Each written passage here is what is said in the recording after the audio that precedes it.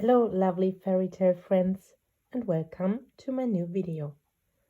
Today I'm going to read for you from the Winnie the Pooh book. I hope you like it and subscribe my channel.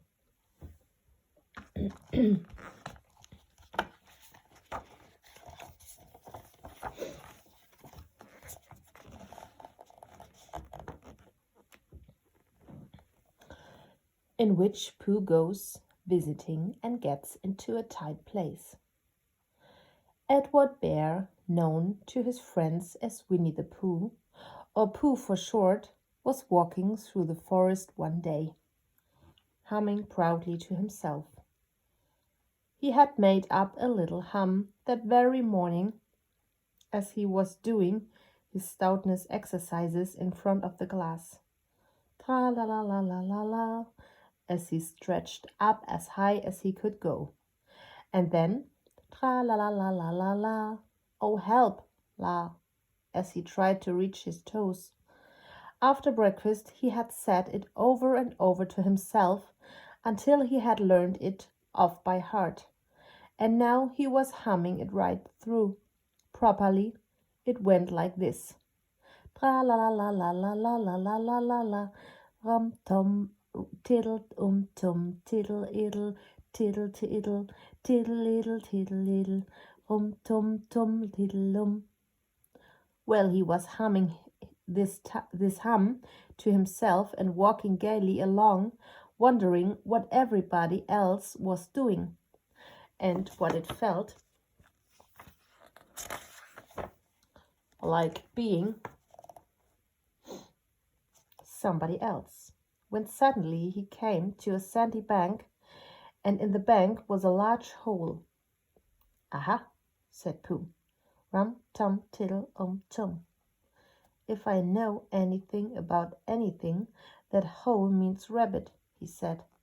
And rabbit means company, he said. And company means food and listening to me humming and such like. Rum tum tiddle. So he bent down, put his head into the hole and called out, "Is anybody at home?" There was a sudden scuffing noise from inside the hole and then silence. What I said was, "Is anybody at home?" called out Pooh very loudly. "No," said a voice, and then added, "You needn't shout so loud. I heard you quite well the first time." "Bother," said Pooh. "Isn't there anybody here at all?" "Nobody." Winnie the Pooh took his head out of the hole and thought for a little, and he thought to himself, "There must be somebody there, because somebody must have said nobody." So he put his head back in the hole and said, "Hello, Rabbit, isn't that you?" "No," said Rabbit, in a different sort of voice this time. "But isn't that Rabbit's voice?" "I don't think so," said Rabbit. "It isn't meant to be." "Oh," said Pooh.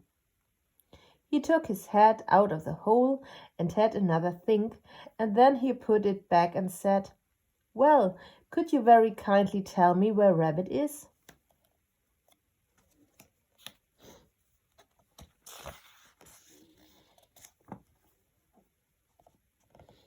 "He has gone to see his friend Pooh Bear, who is a great friend of his." "But this is me," said Bear, very much surprised. "What sort of me?" "Pooh Bear." "Are you sure?" said Rabbit, still more surprised. Quite sure," said Pooh. "Oh, well, then come in." So Pooh pushed and pushed and pushed his way through the hole, and at last he got in. "You were quite right," said Rabbit, looking at him all over. "It is you. Glad to see you." "Who did you think it was?" "Well, I wasn't sure. You know how it is in the forest.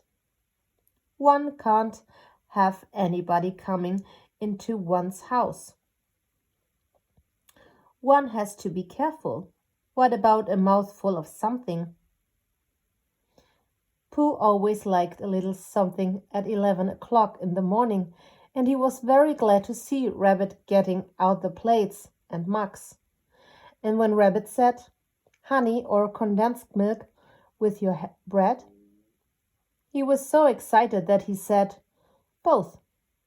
And then, so as not to seem greedy, he added, "But don't bother about the bread, please." And for a long time after that he said nothing, until at last, humming to himself in a rather sticky voice, he got up, shook Rabbit lovingly by the paw, and said that he must be going on. "Must you?" said Rabbit politely. "Well," said Pooh, "I could stay a little longer if you," and he tried very hard to look in the direction of the larder. "As a matter of fact," said Rabbit, "I was going out myself directly." "Oh, well, then I'll be going on. Goodbye." "Well, goodbye, if you're sure you won't have any more." "Is there any more?" asked Pooh quickly. Rabbit took the covers of the dishes and said, "No, there wasn't." "I thought not," said Pooh, nodding to himself. "Well, goodbye, I must be going on." So he started to climb out of the hole.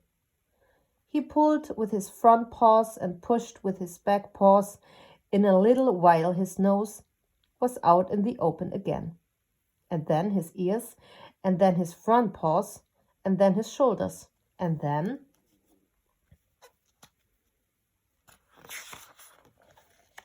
"Oh, help!" said Pooh. I'd better go back."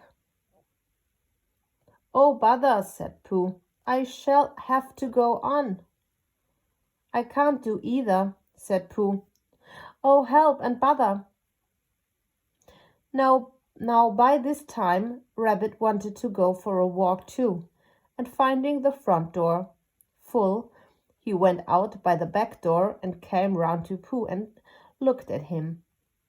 "Hello, are you stuck?" he asked. "No," said Pooh carelessly. "Just resting and thinking and humming to myself." "Here, give us a paw." Pooh Bear stretched out a paw, and Rabbit pulled and pulled and pulled. "Oh," cried Pooh, "you're hurting." "The fact is," said Rabbit, "you're stuck." "It all comes," said Pooh crossly, "of not having front doors big enough." "It all comes," said Rabbit sternly, "of eating too much." "I thought at the time," said Rabbit, "only I didn't like to say anything," said Rabbit. "That one of us was eating too much," said Rabbit, "and I knew it wasn't me," he said. "Well, well, I shall go and fetch Christopher Robin." Christopher Robin lived at the other end of the forest, and when he came back with Rabbit and saw the front half of Pooh, he said, "Silly old bear," in such a loving voice that everybody felt quite hopeful again. "I was just beginning to think," said Bear, sniffing slightly, "that Rabbit might never be able to use his front door again. And I should hate that," he said. "So should I," said Rabbit. "Use his front door again?" said Christopher Robin. "Of course he'll use his front door again."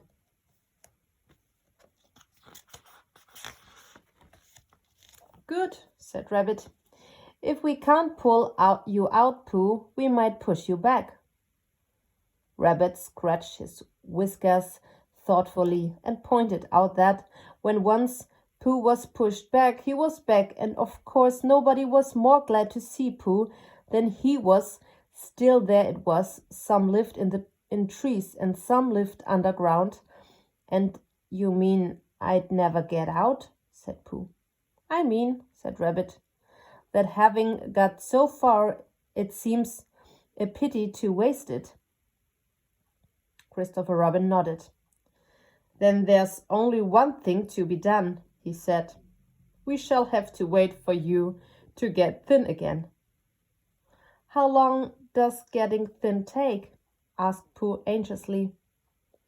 About a week, I should think. But I can't stay here for a week. You can stay here all right, silly old bear. It's getting you out which is so difficult. We'll read to you, said Rabbit cheerfully. And I hope it won't snow, he added. And I say, old fellow, you're taking up a good deal of room in my house. Do you mind if I use your back legs as a towel horse? Because there they are doing nothing. And it would be very convenient just to hang the towels on them. A week, said Pooh gloomily. What about meals? I'm afraid no meals, said Christopher Robin, because of getting thin quicker. But we will read to you. Bear began to sigh and then found he couldn't because he was so tightly stuck, and a tear rolled down his eye as he said, Then would you read a sustaining book such as would help and comfort a wedged bear in great tightness? So for a week Christopher Robin read that sort of book at the north end of Pooh, and Rabbit hung his washing on the south end. And in between, Bear felt himself getting slenderer and slenderer. And at the end of the week, Christopher Robin said, Now.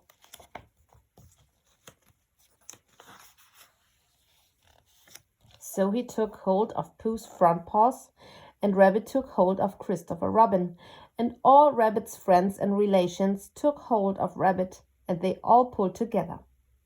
And for a long time, Pooh only said, Oh, and oh. And then, all of a sudden, he said, Pop, just as if a cork were coming out of a bottle.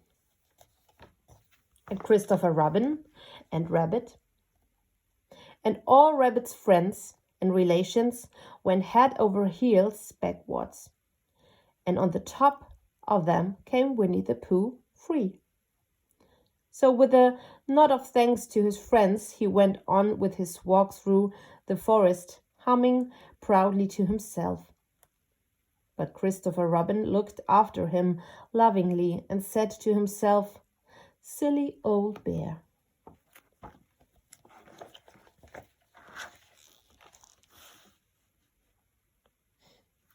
I hope you liked the video and subscribe my channel. See you next time.